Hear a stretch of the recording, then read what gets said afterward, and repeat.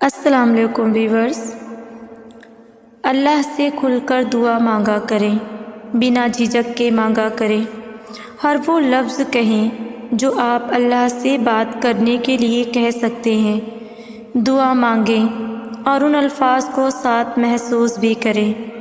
اللہ سے دعا مانگنا اللہ سے باتیں کرنا ہوتا ہے، اللہ سے ڈسکس کرنا ہوتا ہے۔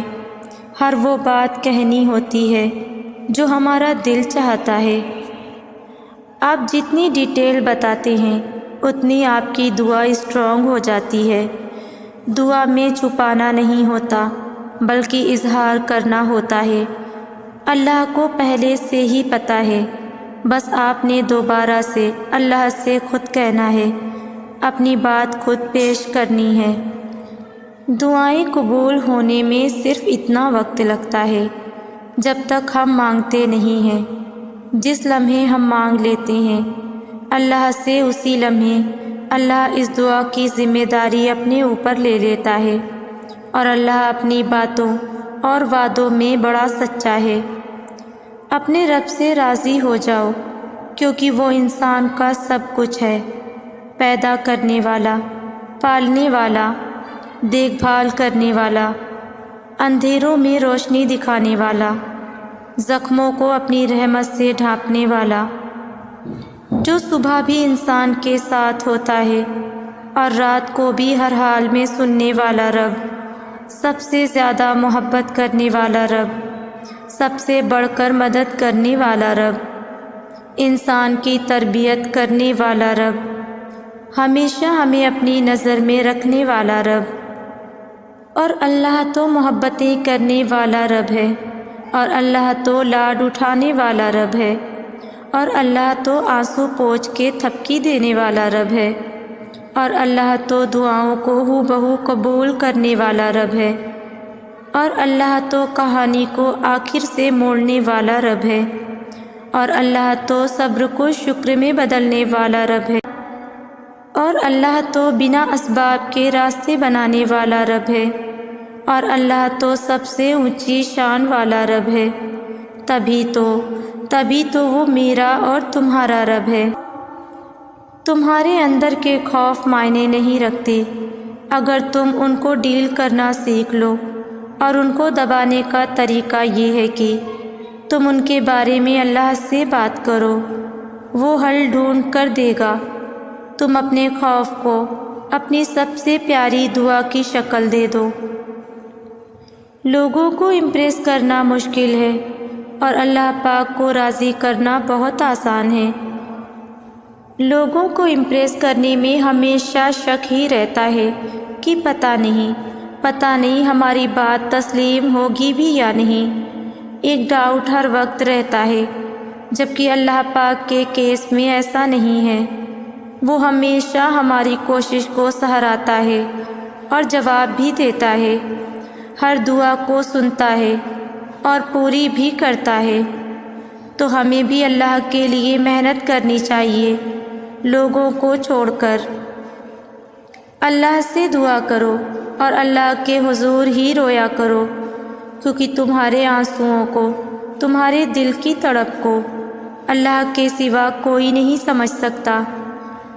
زندگی میں دکھ جس بھی شدت کا ہو، اللہ نے آپ کو آپ کے حصے کا سکھ بھی ضرور دینا ہے۔ آپ کا حساب کتاب شاید غلط ہو جائے، لیکن اس کے پاس سارا حساب کتاب بالکل اپنی اصل حالت میں موجود ہے۔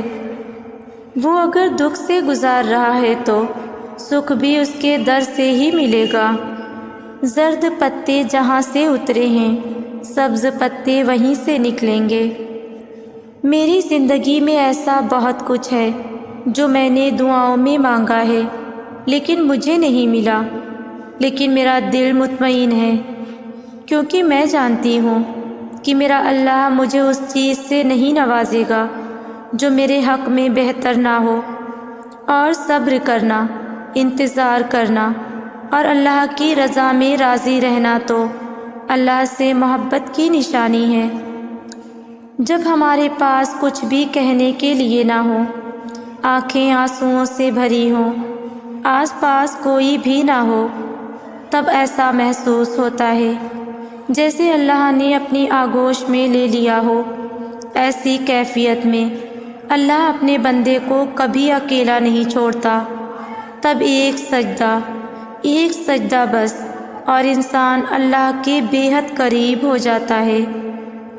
جب زندگی بکھرنے لگے، جب آنکھوں سے آنسو ٹپکنے لگیں، جب حوصلے ٹوٹنے لگیں، جب خاموشیاں بیان سے باہر ہونے لگیں اور جب دل دکھ سے بھرنے لگے، تب ذرا سا رک کے سوچے، ہاں کوئی نہیں اپنا مگر رب تو ہے نا، اور مجھے اللہ ہی کافی ہے۔ جب ہم ٹوٹ کے بکھر جاتے ہیں تو پھر ایک وقت آتا ہے ہمیں اپنے ٹوٹنے پہ افسوس نہیں بلکہ خوشی ہوتی ہے۔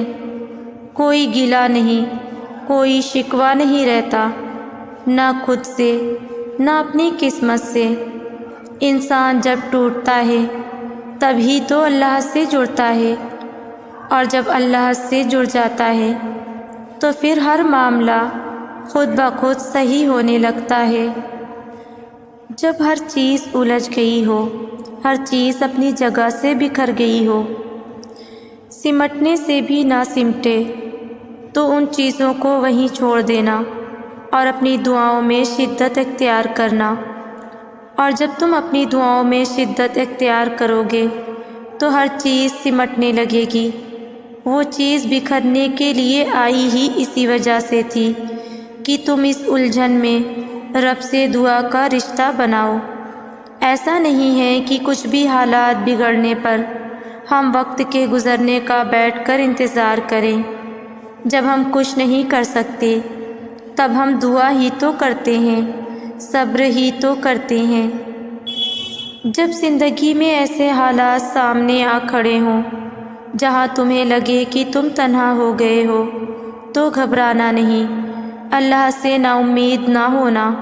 ہو سکتا ہے اللہ نے تمہارے لیے لکھ دیا ہو کہ اللہ تعالیٰ سے جڑنے کے لیے تمہیں تنہائیوں کے راستے سے گزرنا پڑے گا۔ مسکراؤ کہ اللہ نے تمہیں اپنی یاد کے لیے چن لیا ہے۔ جس کو یقین آ جائے اللہ پر، اس کی حکمتوں پر، اس کے فیصلوں پر، وہ کبھی نہیں ٹوٹتا، کبھی نہیں گرتا اور کبھی نہیں جھکتا۔ بالکل خاموشی سے، کوئی شکوہ نہیں۔ اللہ پر یقین رکھیں کہ حالات بدل جائیں گے، نہ بھی بدلے تو پھر کیا، میرے رب کو بہتر پتہ ہے، یقیناً اس میں بہت بھلائیاں ہوں گی۔